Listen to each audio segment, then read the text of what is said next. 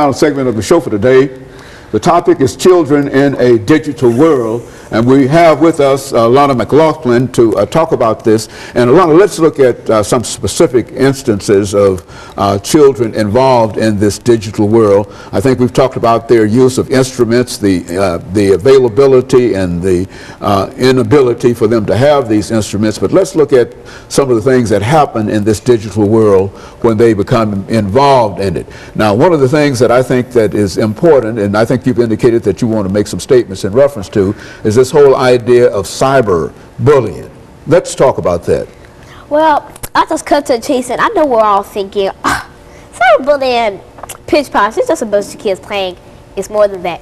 Cyberbullying is when you're on Facebook and the mean girls from school call you bad names such as whatever, and it really breaks your heart. I mean, I have had my friends, I have a friend, and she was on Facebook and stuff, and then a bunch of people just started calling her names, and a bunch of people laughing at her. She moved states because of it, and she just had to escape. And it's so wrong that people have to just go through all that trouble just to have it all like crushed away. They have to build up their reputation and all to have it crumbled away just because of one stupid comment. And you find that is quite common in terms of the young people that you know in your age group, that they are being cyberbullied? Not much in my age group because I am 9, but a bunch of like 13 and up teenagers and that tweens and teenagers, that's really where it comes in. That's where the cyberbullying really sits in. So like, I think we all know about slavery. That's a type of bullying because you get whipped if you don't do what you are asked to, if you don't do something right, and like substance abuse. That's a type of bullying because you could get bullied because you drink alcohol and stuff. You can get teased because if you're playing truth or dare at a party and you get dared to drink some tequila and they say, well, don't make her drink that. She's an alcoholic. She'll go crazy. And then also child abuse.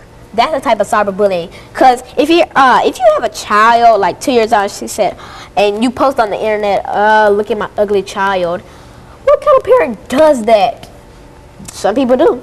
And so you are citing examples of what you know to be instances of cyberbullying, and that it's that prevalent as far as you're concerned. It happens that often. It's just like how people think about bullying. You need to stop it. It's mean. Who want to do that? Because the people who do it, they probably do it because it has happened to them. And I think it's wrong because even though people do all this kind of stuff, you shouldn't really talk about somebody else, even though it happened to you. I don't believe in that revenge and I get back at people. Just talk it out. I mean, it could be, people make a small, itsy-bitsy problem into something as big as, boom. It's not that serious. And so you're saying that even when people have access to these digital devices, that they ought to be careful in terms of how they use these devices. They are very, very important and informative devices. They allow you to have a lot of education information, but you can have a wrong use of it. Is that what we're saying here? Yeah, I'm just saying, chill out. It's not that big of a deal. Just sit back and have fun. The whole world will go round on its axis if you just stop bullying. I mean, it's not that big of a thing. Just be nice. Would it really kill you to do it?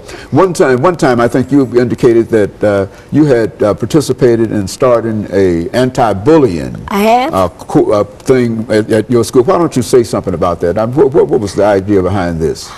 Well, I kept seeing people get bullied, and I had my own personal experiences with that, being called ugly and stuff like that. And also other people getting hurt by it, so I thought maybe if I start an anti-bullying campaign, the more people that join, the more people who are convert over to non-bullying instead of converting over to bullying because they see somebody do it and think it's cool. And so you organized this anti-bullying campaign. What were some of the results of it? I mean, do you feel that it had any real impact upon the young people that you were around?